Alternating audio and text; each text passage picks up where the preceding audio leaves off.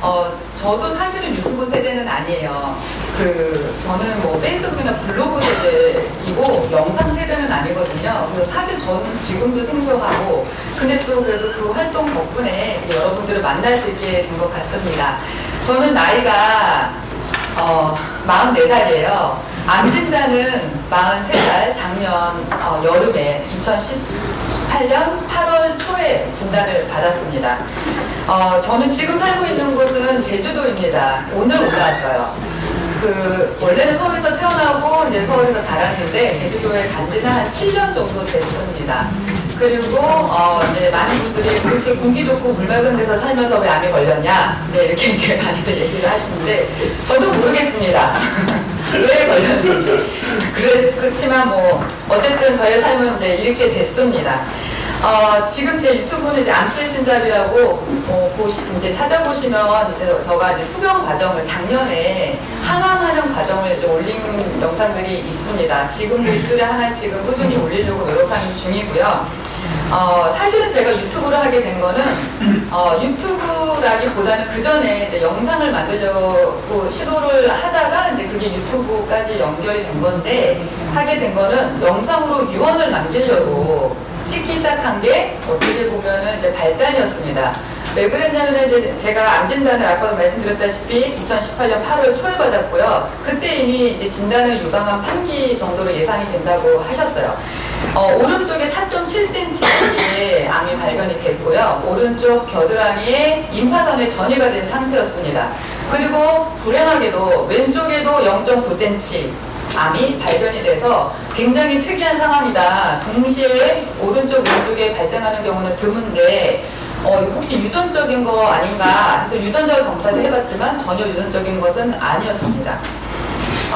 저희 집안에도 아무도 유방암에 걸린 분은 없어요. 저는 사실 걱정했던 거는 위하고 대장을 걱정을 했었습니다. 왜냐면 저희 아버지가 위암 수술 받으셨고요. 저희 고모가 또 위암 수술 받으셨고, 그 다음에 저는 그러니까 제가 아마 저도 또 평생 위가 별로 안 좋아서 뭐 대장이랑 장염 달고 살았고 위염 달고 살았기 때문에 내가 이제 좀 관리를 해야지 라고 생각했을 때부터는 위하고 대장이 중점적으로 이제 좀 건강을 생각하고 규칙적인 생활을 하려고 이제 노력을 했을 뿐이고, 유방암이 걸릴 거라고는 이제 상상도 못했어요. 그리고 이제 또 나이가 들면 혹시 이제 좀 걸릴 질병이라기보다는 이제 좀 안 좋게 되면 뭐 관절이 좀 안 좋겠다면, 저희 또 외가 쪽은 다 관절들이 안 좋으세요. 그러니까 저는 이제 위하고 대장 계통, 그 다음에 뭐 관절 계통, 이제 이런 쪽을 좀 관리하면 나는 건강하게 노후를 보낼 수 있을 거야 라고 자신있게 생각을 했는데, 갑자기 43살에 이제 유방암 판정을 받고, 그 다음에 양쪽에 동시에 생겼다라는 좀 불행한 소식을 듣게 되었죠. 제가 이제 진단을 받고 보니, 앞이 캄캄하죠. 이제 다 이제 지금 아마 환우분들이나 그 가족분들 계실 텐데 다 똑같은 과정을 보냈을 거라고 생각합니다. 저도 암 진단을 딱 받는 순간 이제 불행하게도 암입니다. 겨드랑이에도 전이가 됐네요. 라는 소리를 이제 병원에서 들었을 때 순간 이제 이렇게 정적이 딱 이제 되죠. 너무 충격을 받은 거예요. 설마 했는데 암이다라고 얘기를 했을 때, 그리고 저는 나름대로 건강관리를 했다. 그럼 나쁜 거 많이 안 먹었고, 저는 물을 안 마셨네요. 하루에 한 컵 마셨나? 그래도 뭐 가공식품 잘 안 먹었고 뭐 이러면서 나름대로 좀 관리를 했다. 규칙적인 생활하고 근데 내가 암이라니. 그리고 또 한편으로는 이제 좀 보시기에도 저는 좀 젊은 편이잖아요. 40대 초반에 또 암이라니. 그러니까 이중으로 이제 폭탄을 맞은 거죠. 지금은 이제 폭탄이라고 얘기하지만 그때 당시에는 약간 원자 폭탄 맞은 기분이었어요. 도저히 회복될 수 없는 트라우마라고 보면은 될 것 같아요. 네, 공감하실 거라고 생각합니다. 그리고 또 하나 이제 세 번째 충격은, 이제 세 번째 또 하나 마음이 아팠던 거는, 제가 이제 결혼을 늦게 했어요. 36에 결혼하고 37에 아이를 낳았어요. 그래서 작년에 제가 진단받았을 때 저희 아이 나이가 고작 7살밖에 되지 않았습니다. 근데 저희가 이제 다큐멘터리 같은 거 보시면 예전에 7살 된 아들 엄마가 암투병, 뭐 대장암 투병하고 이러다가 이제 돌아가시고 이런 거를 이렇게 쭉 하는 그런 거를 제가 본 기억이 있는데, 그걸 보면서 얼마나 땀을 치고 울었는지 몰라요. 저희 아들 한 5살 뭐 이때 본 것 같은데 막 감정이 이입이 되면서 근데 그게 나라니 이제 이렇게 된 거죠. 그러니까 이제 이런 생각이 들잖아요. 이제 이 아이가 아직 엄마 손이 많이 필요할 텐데 그리고 하필이면 또 왜 내가 결혼을 늦게 해가지고 늦게 아이를 낳아가지고 이렇게 어릴 때 또 내가 암 했을 때 또 우리는 암입니다 했을 때 저는 딱 이렇게 들렸어요. 곧 죽을 거예요. 저는 그렇게 들렸어요. 불행한데 암이네요. 이랬을 때 그 죽음의 티켓을 따셨습니다. 저는 이렇게 들렸어요. 동시에. 그래서 그냥 암 하니까 그냥 이퀄 죽음 이렇게 돼가지고 너무 황당하기도 하고 그 다음에 화나하기도 하고 그 다음에 믿겨지지가 않았죠. 그리고 이제 제일 먼저 떠오르고 걱정이 되고 이제 진단받고 집에 가서 이제 밤마다 눈물을 훔치는데 낮에는 가족들을 생각해서 제가 너무 처지고 울고 뭐 우울에 빠지고 이럴 수가 없어서 아닌 척하고 있지만 밤이 되면은 그 밀려 들어오는 이 충격과 슬픔과 이 당황스러움이 이렇게 참을 수가 없더라고요. 그러니까 이제 어쩔 수 없이 이제 눈물이 저도 흐르고 근데 이제 우는 것 때문에 또 아이가 혹시 이제 우리 아이는 제가 암이 걸렸다고 해서 아무리 설명을 해도 지금도 잘 몰라요. 8살이거든요. 그런데 이제 아이가 만약에 이게 되게 심각한 거구나 인식을 하는 거는 결국은 분위기를 통해서 인식을 하는 거잖아요. 암이 뭐야 라고 아무리 설명을 한들 모르고 그러니까 이제 분위기가 우중충해지면 안 될 것 같으니까 이불을 입에다 넣어가면서 그렇죠. 숨죽여서 운다라고 하죠. 주먹을 조인성이 막 물고 온 것처럼 저는 이불을 물고 이제 울었습니다. 남편도 또 제가 약해질까봐 제 앞에서 눈물을 보이면 안 되잖아요. 그래서 그랬는지 이제 밤에 슬그머니 제가 잠든 줄 알고 이제 일어나서 마루로 나가서 울었던 것 같아요. 제가 보지는 않아서 모르겠지만 울었을 거라고 믿습니다. 아니, 그렇게 바라는 말이에요. 어쨌든 저만 충격받은 게 아니라 제 모든 가족이 충격을 받았죠. 저희 어머니 지금도 와 계시지만 제가 정말 큰 부요를 한 것 같아서 지금도 마음이 아픕니다. 저희 엄마 같은 경우는 이제 제가 그 암 진단을 받고 겨드랑이 전이가 됐으니까 이제 다른 데 전이 여부 검사를 하게 돼요. 그러면 그 검사를 하고 결과가 나오기까지가 또 한 이제 검사 받고 결과 이러면 한 2주? 열흘에서 2주 정도가 걸린단 말이에요. 그래서 그때까지는 그 말을 들었을 때 제가 너무 가슴이 아픈 거예요. 근데 이 암이라고 진단을 받는 순간에는 이 온 가족이 암 환자인 저뿐만이 아니라 온 가족이 너무나도 큰 충격과 이제 슬픔과 그 이유를 알 수 없는 그런 어떤 억울함? 뭐 이런 것들도 이제 막 휘몰아치는 거죠. 그래서 이 시간들이 도대체 언제 지나갈까? 이거 언제 끝날까? 뭐 이런 생각도 너무나도 어려웠습니다. 다들 공감하실 거라고 생각을 합니다. 저도 이제 마음을 추스릴 수가 없는 거예요. 이걸 어떻게 받아들여야 될지. 저는 이제 근데 또 의사는 또 병원에서는 막 급해요. 빨리 항암 치료가 들어가서 수술을 해야 된다든지. 근데 저는 이거를 막 받아들일 겨를도 없이 병원에서는 이런 치료를 하고 이런 치료를 하면 뭐 이렇게 살 수도 있고 이 정도로 퍼센테이지는 죽을 수가 있고 뭐 수술을 하면 뭐 어떻게 되고 뭐 이런 얘기를 하는데 이런 게 뭐 귀에 들리지도 않죠. 그러면서 이제 밤마다 이제 고민을 하고 서로 눈치를 보는 거예요. 이제 남편은 남편대로 제 앞에서는 아닌 척하고 저는 저대로 또 아들과 남편 앞에서는 이제 아닌 척하고 이제 밤마다 이제 서로 이제 감정 싸움에 제가 이제 전쟁을 치르고 있었겠죠.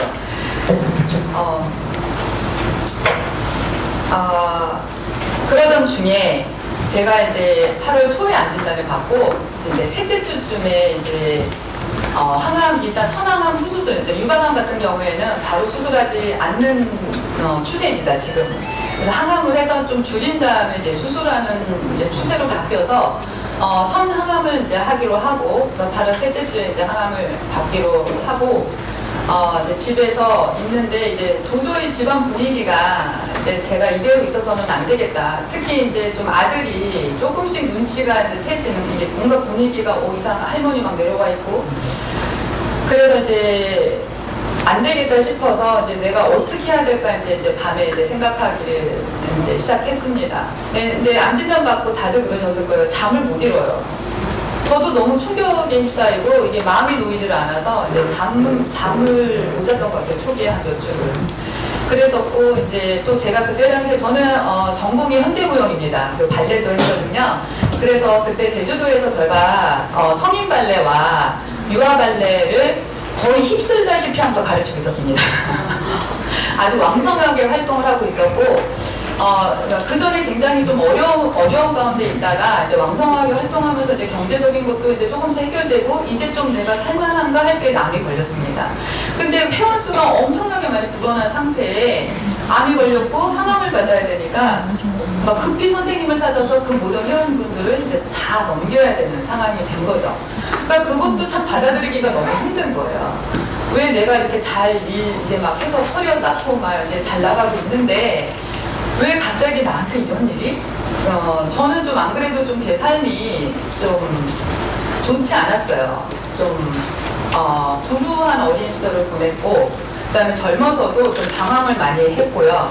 그 다음에 좀 사고도 있었어요. 이제 아까도 잠깐 얘기를 이제 해드렸지만, 좀 묻지마 폭행 사건도 제가 당해서 거의 좀 죽을 뻔 하다가 살아나기도 하고 젊었을 때, 이런 일들이 이제 연속에 있다가 이제 좀 결혼을 하고, 아이도 낳고 이제 좀 평범한 삶을 좀 사나 이제 좀 나도 돈을 좀 벌고 내가 생활을 할 수 있나 이러는데 이제 암이 걸린 거예요. 근데 다들 이제 좀 그런 상황이셨을 거예요. 이제 애들 다 키우고 이제 고생 다 끝나고 이제 좀 이제 노후를 누리고 손자나 보면서 재밌게 살아야지 하는데 암 걸리시는 경우도 많다고 들었습니다. 그런 이제 다 같은 심정일 거라고 생각을 합니다. 이대로 주저앉을 수는 없다라고 생각을 했어요. 뭔가는 해야 되겠다. 특히 이제 아이를 생각하니까. 제가 처음에 이제 울면서 이제 속으로 기도했던 거는 내년에 초등학교 들어가야 되는데 내년까지는 살려주시죠. 이제 이런 생각을 했고. 그 다음에 아니요. 졸업할 때까지는 살려주세요. 이제 이렇게 생각을 했어요. 왜냐면 초등학교 때 수능 갈 게 너무 많은데 숙제도 도와줘야 되고 뭐 또 가르쳐야 되고 학원도 픽업해줘야 되고 막 이러는데 중학교 이제 그랬는데 또 이제 하루가 지나니까 중학교 때까지는 제가 살아야 될 것 같습니다. 왜? 사춘기인데 그때 또 엄마가 좀 이제 집에 있어서 좀 이렇게 중심을 잡아줘야 좀 아이가 바르게 크지 않을까. 근데 이제 또 조금 있으니까 고등학교 때까지는 좀 살아야겠어요. 왜? 입시를 해야 되잖아요. 혹시 또 뭐를 뭐 이제 대학을 안 가겠다 그러면 할 수 없지만 그러면 또 뒷바라지를 해줘야 되는데 이게 점점 늘어나니까 대학교는 가야 되잖아요. 대학교 때까지만. 그랬더니 그 대학교 갔더니 결혼을 하는 건 좀 가야 되지 않을까요? 뭐 이런 그러니까 결국은 그거였어요. 나 못 죽어요. 나 죽기 너무 싫어요. 왜 나한테 이런 시련을 주시는 거예요? 이제 이렇게 따지게 되는 거였죠.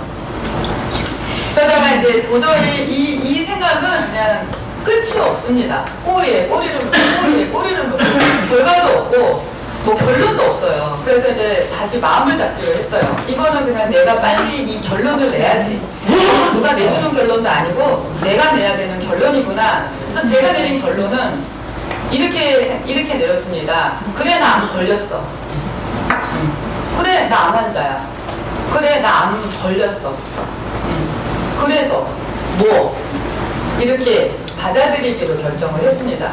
이 받아들이는 게 제가 지금 말로는 되게 편하게 쉽게 하지만 이 받아들이는 게 굉장히 어렵잖아요. 저는 이제 아이가 어리다 보니까 또 좀 빨리 받아들일 수 있었던 것 같아요. 왜냐면 제가 빨리 중심을 잡아야 또 집안이 이게 아시잖아요.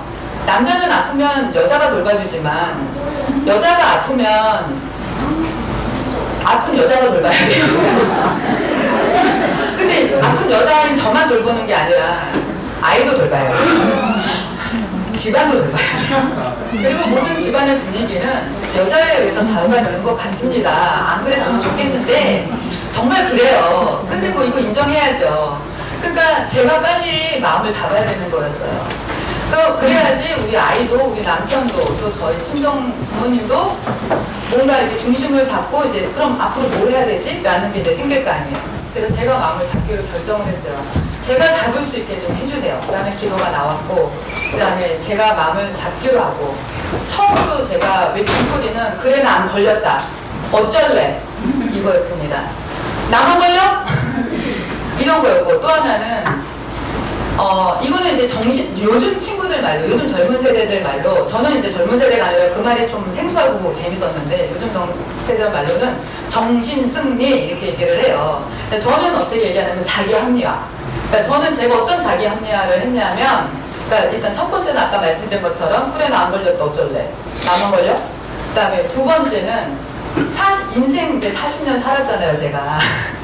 그러니까 40대에 보통 큰 고비가 옵니다. 그렇잖아요. 제가 이제 어른들, 우리 부모님 세대를 봐도 그렇고, 제 지금 주변의 친구들을 봐도 그렇고, 뭐 사업을 하다가 부도가 난다든지, 망했다든지, 아니면 건강에 이상이 생겨서 뭐 병원에 한 번쯤은 들어가서 수술을 한번 받는다든지, 뭐 이런 식으로 뭔가 이제 삶의 위기가 와요. 아니면 이혼을 한다든지, 뭐 이런 식으로 잘 10몇 년 살다가 뭐 갑자기 뭐 가정에 그런 문제가 생겨서 뭐 이혼을 한다든지, 그러면은 이제 정말 뭔가 위기가 다 오기는 해요. 그러면 그 위기가 이제 저한테는 조금 일찍 왔다 이렇게 생각하기로 했습니다. 인생에 누구든지 위기는 오지 않습니까? 그 위기가 나한테는 조금 일찍 왔구나 이렇게 생각하기로 하고 받아들이기로 했습니다. 그리고 그런 정신승리를 이제 막 해가면서 또 한 가지는 그 이제 마음대로 산사태 같이 이제 막 몰려오던 것들을 이렇게 정신승리를 하면서 이제 마음을 다잡기를 시작한 지 한 이틀 되니까 다음날 아침에 조금 홀가분해졌어요. 일어났을 때 이제 잠을 잘 수가 있었고 좀 홀가분해졌고, 그 다음에 제가 의사 선생님 만났을 때 이제 제가 어떻게 하면 되겠습니까? 라는 질문을 할 수 있게 되었습니다. 그래서 제일 첫 번째로 한 거는 마음의 정리가 됐죠. 받아들였죠. 나 그래 안 걸렸어. 받아들였죠. 그럼 이제 나는 뭐 해야 되지? 라고 생각을 하니 빨리 일을 정리해야 되겠더라고요. 그래야지 제가 암 투병에 집중할 수 있는 거 아니에요. 그래서 이제 얼른 아까워하지 않고 아낌없이 줬습니다. 아까웠거든요. 저의 돈줄이었기 때문에. 그리고 아주 돈줄들이 너무 많잖아요. 아이 키우려면. 근데 아깝지 않게 다 놨습니다. 그래서 선생님 세 분들한테 아낌없이 드리고, 그 다음에 어떻게 가르쳤는지 노하우까지 전부 다 이제 알려드리고, 또 필요할 때마다 전화 주시라 말씀 주시면서 항암하면서도 몇 번 전화 받으면서 막 이렇게 하시면 돼요 저렇게 하시면 돼요 이제 알려주시면서 이제 아낌없이 정리하기 시작했고, 회원분들한테 가서도 정직하게 말씀드렸습니다. 갑작스럽게 제가 그만둬서 너무 죄송하지만 불가피한 상황이 있어서 정리하게 됩니다. 그래도 너무 회원분들은 어이가 없잖아요. 갑자기 뭐 제가 3개월 후에 그만둘 거예요, 뭐 강사가 바뀔 거예요, 이게 아니니까. 그래서 정직하게 말했어요. 제가 지금 유방암 판정을 받았습니다. 이제 말씀을 드렸고, 그리고 제가 충실히 암 투병을 하기 위해서 일을 좀 내려놓게 됐습니다 라고 이제 말씀을 드렸어요. 그때 이제 저는 이미 마음이 정리돼서 눈물이 더 이상 안 나왔는데, 제가 그렇게 이제 회원분들한테 말씀을 드렸더니 막 여기저기서 울고 막 난리가 났어요, 어머님들이. 그래서 제가 더 민망하게 제가 모레 막 위로했어요. 괜찮아요 어머니. 저 괜찮아요. 잘할 수 있을 거예요. 제가 빨리 투병 끝내고 완치 판정 받고 돌아서 다시 가르칠게요. 이제 이러면서 이제 오히려 위로를 하고 이제 돌아왔습니다. 그리고 항암 치료를 이제 날짜가 이제 정해졌어요. 그리고 이제 항암 받을 날짜가 다가오니까 사실 또 다시 요동을 치는 거예요. 이 항암이 얼마나 힘들다는 거 우리 어렴풋이 알잖아요. 다 영화로도 보고 드라마로도 보고 또 주변 건강검진 통해서 듣고. 그러니까 이 막연한 게 실체를 알 수 없는 어떤 막연한 두려움은 정말 공포에 가깝잖아요. 그러니까 저도 실체를 모르잖아요. 왜냐면 저 가까운 가족 중에 아무도 항암이랑 이런 투병을 하신 분이 없었어요. 너무 무서운 거예요. 나도 이제 머리가 다 빠질래나? 못 먹어가지고 모욕 하면서 막 이렇게 피부를 선적이 될래나? 막 이게 내가 이거 항암 받다가 죽을래나? 별의별 이제 이게 안 맞아가지고 오히려 막 덮어져가지고 또 난 또 죽으면 어떡하지? 또 시작해가지고 이제 또 막 요동을 치기 시작을 했죠. 그래서 그거를 이제 좀 잡기 위해서 막 컴퓨터를 뒤졌어요. 이제 누군가는 좀 항암 투병한 거를 올려놓지 않았을까? 좀 많은 사람들의 어떤 케이스들을 보면 그 중에서 좀 나랑 비슷할 수 있는 케이스를 좀 모델로 잡고 아 저분이 저 정도인데 이렇게 이 정도에 힘들었다 하니까 나도 그 정도만 잘 견디면 되지 않을까라는 어떤 희망적인 메시지를 너무 듣고 싶어서 찾아봤는데 없더라고요. 그 유튜브도 찾아봤는데 없었고 근데 블로그는 조금 있는데 이런 거였어요. 그냥 1일차 뭐 매스컴, 뭐 강도 몇, 음식은 뭐 이런 식의 정도죠. 어떤 좀 자세하게 어떤 것들을 나타낸 게 없었고 또 유튜브도 찾아봤더니 없었고 그럼 외국 사람들은 좀 암에 대해서 그러니까 자기의 어떤 질병이나 불치병에 대해서 이렇게 드러내는 걸 잘하잖아요. 서양 분들이. 그러니까 좀 혹시 미국이나 뭐 캐나다 이런 데는 그런 예가 없을까 호주나 해서 영어로도 찾아보니 없더라고요. 전무후무했습니다. 그래서 전혀 이게 모른 채로 병원에서 해주는 항암 교육만 받고 이제 첫날 정말 두려움에 달달달달 떨면서 이제 저희 엄마가 운전을 해서 이제 병원에 가서 항암 주사를 맞았습니다. 그렇게 저는 이제 항암을 시작을 했고 제가 항암 8차까지 해서 한 세트는 다 마친 상태입니다. 막상 이제 1차, 2차 할 때는 제가 좀 젊었고 체력이 있었을 때라서 그런지 할만하네 이제 이 정도였었어요. 근데 제가 이제 또 대부분은 이런 경우가 많이 없으신데 저는 또 하다가 폐렴에 걸렸어요. 그래서 또 이제 생사를 이제 막 응급실에 들어가서 생사를 막 왔다 갔다 열이 막 거의 뭐 40도가 넘는 거를 한 4일 정도를 정신을 못 차리겠더라고요. 이제 그러다가 이제 항생제를 또 맞아야 되는 거예요. 항암 중인데 항생제를 또 맞아야 돼요. 그러니까 이제 간 수치가 이제 막 미친 듯이 올라가고 막 방광염이 오고 이제 뭐 설사하고 이제 안 좋고 이제 난리가 이제 또 나는 거죠. 그렇게 하고 나서 이제 항암 치료가 조금 미뤄져요. 왜냐면 몸이 너무 회복이 안 된 상태로 간 수치가 높으면 받을 수가 없다 그래서 이제 며칠을 미뤘다가 이제 다시 더는 미루면 안 돼요. 빨리 해야 돼서 간 수치가 정상까지는 아직 내려오기 바로 직전인 상태에서 이제 다시 시작했습니다. 그랬더니 이제 3차, 4차, 5차, 6차, 10차, 8차는 정말 지옥이었어요. 너무 힘들었어요. 이게 제가 암으로 죽는 게 아니라 항암으로 죽겠구나 할 정도로 그 1, 2차 때랑은 너무 차원이 다르고 뭐 이제 냄새 같은 거는 뭐 코가 날아간 줄 알았어요. 이쪽으로도 냄새가 나요. 여기로도 냄새가 나는 거예요. 뭐 이럴 정도로 뭐 공기 냄새까지 다 나요. 그러니까 뭘 먹을 수가 없는 거예요. 그리고 잇몸이 헐고 이가 흔들리고 뭐 손톱이 들리고 뭐 피부 난리 나죠.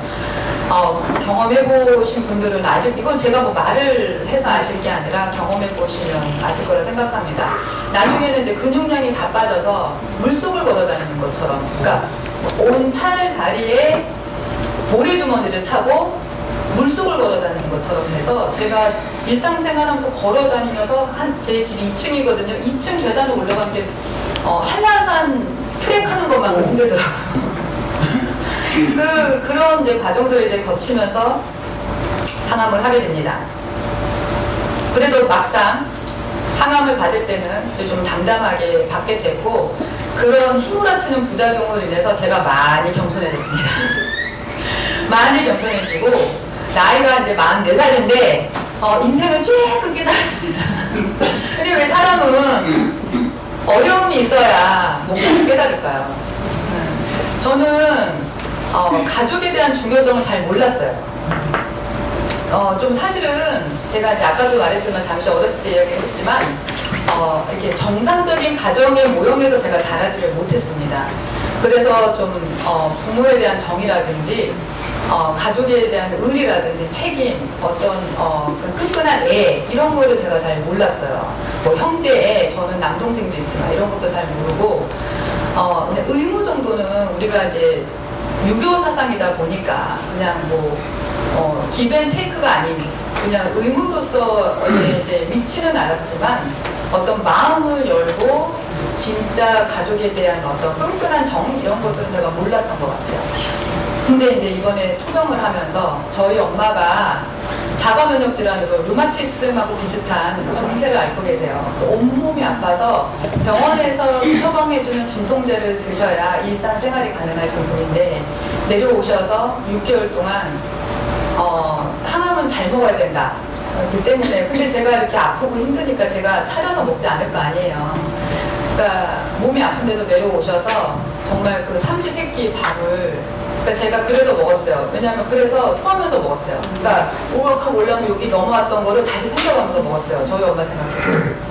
그렇게 이제 항암을 하고 그렇게 엄마가 해주셨을 때 이제 저 그 마흔이 넘어서야 제가 처음으로 아 부모님 사랑이 이런 거구나 라는 거를 너무 철이 늦게 제가 들었습니다. 그리고 이제 남편에 대해서도 마찬가지로 이제 좀 제가 조금 돈을 벌기 시작했다고 저도 모르게 남편을 무시했던 것 같아요. 근데 이제 저한테 헌신해주는 아무 값도 바라지 않고 정말 무조건적으로 헌신해주는 남편을 보면서 제가 정말 교만했었구나 라는 걸 깨닫고 이제 제가 그 폐렴 걸려서 막 그 정신을 못 차리고 그 응급실에서도 병실이 모자라가지고 복도에 있는 병실에 누워 있었거든요.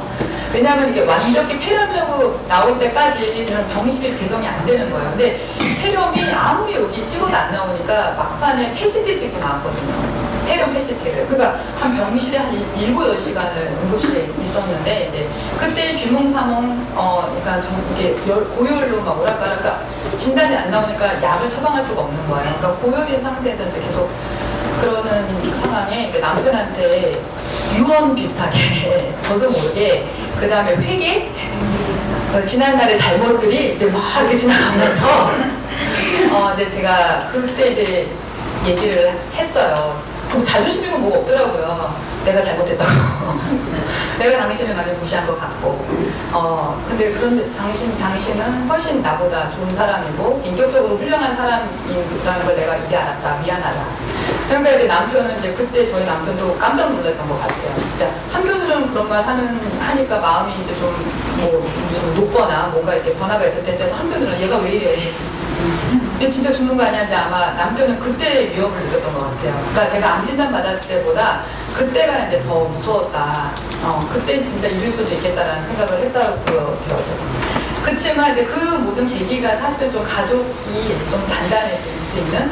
그러니까 저는 이제 지금 저는 좀 젊은 분들을 좀 많이 만나고 있어요. 요즘에는 젊은 암 환자들이 너무 많아요. 근데 만나면 저는 항상 하는 얘기가 이때 아플 때 가장 가까운 사람들하고의 관계도 회복했으면 좋겠다라고 말씀을 드립니다. 지금이 기회다. 얼마나 소중한지 이게 존재 자체로도 소중한 거잖아요. 그리고 우리가 죽으면 존재가 사라지는 거잖아. 근데 존재라는 거는 너 못됐어, 나빴어, 네가 어떻게 나한테 이래 이게 아니잖아요. 존재 자체로 굉장히 소중한 거기 때문에 그 존재에 감사하는 마음이 저는 생기게 되더라고요. 이번에 그 죽음을 경험하면서. 그러면서 이제 관계가 회복이 되기 시작해서 저는 솔직히 좀 남편이랑 그전에는 그 깊은 보람이 있어서 이게 이제 더 이상은 좀 건너기는 어렵겠고 그냥 이 상태로 그냥 그래 덮으면서 살아야 되나 보다 생각했어요. 아이가 있으니까. 그랬는데 이제 지금은 그 사건 이후로는 정말 진심으로 마음이 열리고 그 다음에 좀 고속도로가 깔린 느낌? 남편과 저 사이에 고속도로가 좀 깔린 느낌? 그 다음에 또 엄마에 대해서도 사실 제가 어린 시절 좀 많이 사랑을 못 받고 커서 좀 사정이 너무 여의치 않았었거든요. 그랬던 엄마에 대한 좀 어떤 저도 모르게 갖고 있던 원망 이런 것들도 이제 다 뚫리고 엄마랑 말이 통하기 시작하는 거예요. 그래서 또 친정 엄마하고 고속도로가 뚫리고 저희 남편하고도 고속도로가 뚫리고 이러면서 오히려 그 항암하는 그 6개월이 너무 행복했어요. 그러니까 몸은 너무 힘든데 몸은 뭐 제가 얘기했잖아요. 폐렴 걸린 후에 하는 거는 정말 이게 저 세상이에요. 저 세상. 1, 2차 때랑 상상을 할 수 없을 정도로 힘들었지만 그 시간이 너무 소중하고 저는 행복했습니다.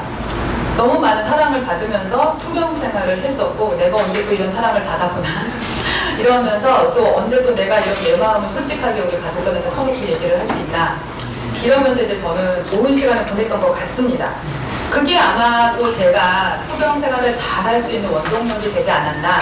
그러니까 저는 이제 항상 드리고 싶은 말씀은 어떤 치료를 어떻게 받냐, 무엇을 먹냐 이것도 너무 중요하지만 그 전에 먼저 우리의 삶을 점검을 해봤으면 좋겠다라는 생각을 합니다.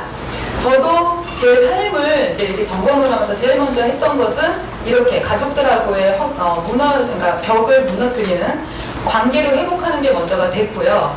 이제 그 다음에는 또 어떤 거를 점검하면 내가 어떻게 살았지? 라는 이제 생각을 하기 시작했습니다. 내가 도대체 어떻게 살았길래 이 젊은 나이에 나한테 암이 왔을까?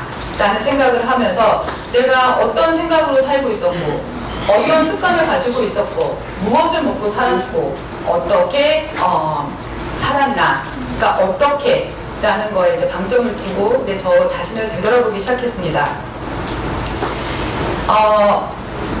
어떻게를 되돌아보니 이제 저는 이제 제주도 제가 암 걸리기 한 5년 전에 극심한 스트레스를 받았어요. 이제 되돌아보니까. 근데 다 비슷한 스토리죠. 비슷하실 거예요. 극심한 스트레스 받았어요. 그러니까 좀 복잡한 얘기지만 간단하게 하면 좀 사기를 당했습니다. 그래서 한 2,500만 원 정도로 날린 것 같아요. 한 2천만 원에서. 근데 저희한테는 그게 정말 피 같은 돈이었어요. 저희는 왜냐면 빚으로 시작한 결혼 생활이었거든요. 그러니 얼마나 피 같은 돈이야. 이게 어떤 분한테 작은 돈이지만 어떤 저희한테 정말 큰 돈이었고 마지막 보루. 근데 그것도 빚이었던. 그래서 그게 이제 좀 극심한 스트레스였고 또 그런 것들로 인해서 또 이제 남편하고도 이제 갈등이 좀 생기기 시작하고 그다음에 이제 결혼하고 바로 그런 일들이 생겼기 때문에 남편하고 좀 알아가기도 전에 아이가 생겼는데 뭐 이제 또 그렇게 사기도 당하고 이제 아이가 어린데 막 이러다 보니까 또 본격적 관계도 나빠지고 이런 이제 극심한 스트레스 상태가 있었던 거예요. 그 극심한 스트레스 상태는 또 어떤 거를 나누냐면 먹는 걸 바꿉니다. 왜냐면은 그 스트레스를 받으니까 만사가 다 귀찮고 무기력해져요. 그러다 보니까 제가 1년 동안 라면을 하루에 한 개씩 먹었어요. 왜냐면 저 자신을 돌보지 않게 되는 거예요. 그러니까 한 번도 아이나 남편을 끼니를 라면을 먹인 적은 없는데 점심에 저 혼자 남잖아요. 집에 어린이집 가고 남편 일 가고 그러니까 나 하나를 위해서 밥을 차려 먹는 게 이제 귀찮은 거예요. 일단 뭐 마음도 안 좋으니까. 그러니까 2년 동안 라면만 먹었어요. 솔직히. 왜냐하면 제일 싸고 그때는 형편도 안 좋았고 제일 간단하고 그 다음에 이제 좀 제주도에 있다 보니까 좀 배타적이잖아요. 그러니까 사람 사귀는 게 너무 어려웠어요. 근데 저는 또 나이가 많은데 애기 엄마고 이러다 보니까 더 이게 공통점이 없어서 그러니까 집에만 있었어요. 그러니까 운동 전혀 안 했죠. 그때는 또 가르칠 때가 아니었기 때문에 이제 그런 것들을 이제 점검을 해보니 내가 이렇게 살았구나. 그러면 그 다음에 이제 그런 걸로 인해서 또 마음이 서로 어떤 이제 원망, 미움, 이탈 뭐 이런 것들이 있잖아요. 이제 그런 것들, 그다음 이런 것들도 이제 다시 점검을 하게 되고. 그러면 내가 이런 것들 때문에 암이 걸렸구나라는 이제 결론이 이제 났고요. 그러면 내가 어떻게 하면 될까? 그것들을 없애면 되잖아요. 그런 내가 그동안 잘못 살아온 것들을 하나씩 지워보면 되잖아요. 그러니까 나의 삶의 태도를 바꾸면 되잖아요. 그래서 그 작업을 하기 시작을 했습니다. 그래서 내가 일단은 좀 더 겸손해져야 되겠다. 내가 좀 더 가족 앞에 겸손해지고 더 가족을 이해해야 되겠다라고 생각을 하면서 이제 순간 이제 그때 마음이 풀렸지만 순간순간 욱하는 게 있잖아요. 내가 어떻게 말을 했는데 남편이 모를 수도 있지.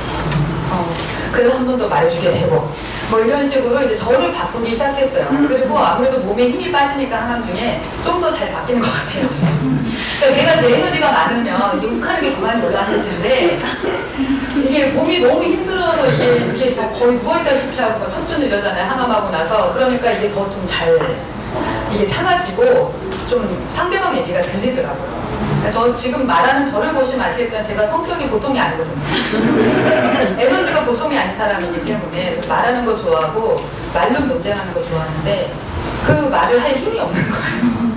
그러니까 들리기 시작하더라고요. 그러니까 더 겸손해지기 시작했고 그 다음에 이제 항암 중에는 잘 먹어야 되고 이제 엄마도 좋은 음식 해주느라고 노력은 해주셨지만 이제 항암 끝난 후에는 제가 해야 되는 거잖아요. 그러니까 좋은 거 먹어야 되겠다.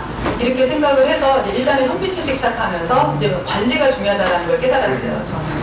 그래서 왜냐면 제가 저를 관리를 안 했잖아요. 그래서 좋다라는 거 영양제라는 건 아이도 먹이고 남편도 먹였는데 저는 안 먹었어요. 그래가지고 이제 다 내가 먹어야 되겠다. 나부터 먹자. 이러면서 저부터 이제 저한테 돈을 쓰기 시작했습니다. 그래서 이제 이제 영양제 몸에 좋다는 것도 이제 챙기고 유기농 야채 챙기고 유기농 뭐 고기 막 이런 거 이제 다 챙겨가지고 이제 저를 먼저 먹기 시작했습니다. 아까 말씀하셨던 것처럼 비행기를 타면 혹시 비상사태가 나면 산소호흡기 나면 저부터 써야지 옆에 있는 사람 쉬어줄 수 있잖아요. 그러니까 나부터 살고 가야 되겠더라고요. 그래서 좀 이기적이기로 얘기를 했습니다. 아까 말씀한 것처럼. 그래가지고 이제 저를 챙기기 시작했고 저를 챙기니까 동시에 저가 챙기게 되는 그 모든 바운더리 안에는 저희 가족이 들어갑니다. 저절로. 그러니까 가족들도 같이 건강해지는 거죠. 그러니까 일타쌍피더라고요. 그러니까 이렇게 뭔가 삶의 자세가 태도를 바꾸니 얻어지는 것들이 너무 많았습니다. 그래서 저는 오히려 암 진단받기 전에 저의 생활보다 그때 좀 돈은 더 벌었을지 모르겠지만 암 진단받은 지금의 제 삶을 더 행복하다고 느낍니다. 오히려 고맙다라는 생각이 이제 들을 정도로 지금이 조금 더 저는 행복하다. 지금처럼만 살면 좋겠다. 이런 생각을 합니다. 그리고 사실 저는 암을 그렇게 받아들였다라고 말씀을 드렸잖아요. 사실은 암을 받아들인 게 아니라 죽음을 받아들인 겁니다. 저는 이제 그 전까지 제가 이제 어떻게 내가 암이 걸릴 수가 있어. 내가 지금 43살밖에 안 됐는데 나 이제 곧 죽는 거야? 이거는 이제 제가 죽음을 받아들이지 못했던 자세였죠. 근데 태어나는 거는 제가 아프리카에서 태어날 수도 있고 한국에서 태어날 수도 있고 미국에서 태어날 수도 있고 뭐 캄보디아에서 태어날 수도 있고 출발점은 좀 불공평하게 시작할 수가 있는 것 같아요. 태어나는 거는. 그리고 근데 죽는 거는